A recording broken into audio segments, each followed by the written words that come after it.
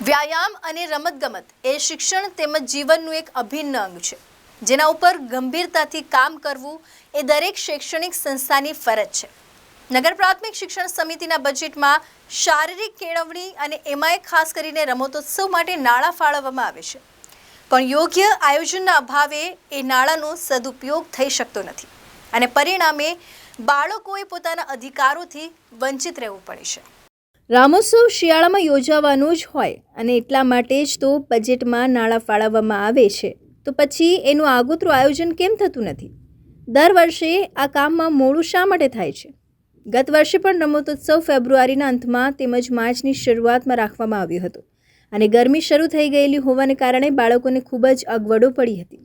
ઉતાવળે અને કરવા ખાતર કરવામાં આવતા કાર્યક્રમોમાં હારતું જણાવતું નથી. આ બાબતે સામાન્ય સભાના માધ્યમથી પણ અમોએ વારંવાર આપ શ્રી અધ્યક્ષનું ધ્યાન દોર્યું છે, પણ આ પરિસ્થિતિમાં આ વર્ષે પણ કોઈ સુધારો જોવા મળ્યો નથી.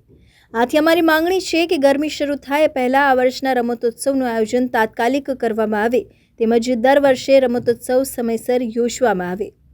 નમસ્કાર, હું રાકેશ શિરપરા, નેતા વિપક્ષ, નગર પ્રાથમિક શિક્ષણ સમિતિ સુરત. આપણે જાણીએ છીએ કે વ્યાયામ અને રમતગમત એ શિક્ષણ તેમજ જીવનનું અભિન્ન અંગ છે. દર વર્ષે બજેટમાં નગર પ્રાથમિક શિક્ષણ સમિતિના બજેટમાં રમતોત્સવ માટે નાણાંની ફાળવણી કરવામાં આવે છે, પૈસા ફાળવવામાં આવે છે, પણ દર વર્ષે રમતોત્સવ યા તો મોડું આયોજન કરવામાં આવે છે અને યા તો આયોજન જ કરવામાં નથી આવતું અને એ નાણાં છે એ વણવપરાયેલા પડ્યા રહે છે. 2020-21માં રમતોત્સવ માટે જેટલા નાણાં પડવાના હતા એમાંથી માત્ર 4.71 લાખ રૂપિયા આખા વર્ષમાં વપરાણા. વર્ષ 2022-23માં 3.05 લાખ રૂપિયા માત્ર આ કામ પાછળ વપરાણા અને ચાલુ વર્ષે એટલે કે વર્ષ 2023-24માં 35 લાખ રૂપિયા ફળવાના હતા. એમાંથી પહેલા 6 મહિનામાં માત્ર 1.54 લાખ રૂપિયા વાપરવામાં આવ્યા છે અત્યાર સુધીમાં. ગયા વર્ષે પણ રમતોત્સવ શરૂ થયો અને પૂરો થયો ત્યાં સુધીમાં માર્ચ મહિનો આવી ગયો. ફેબ્રુઆરીના એન્ડમાં અને માર્ચમાં રમતોત્સવ યોજવામાં આવ્યો, એટલે કે કાળજાળ ગરમીમાં રમતોત્સવ યોજવામાં આવ્યો હતો ગયા વર્ષે.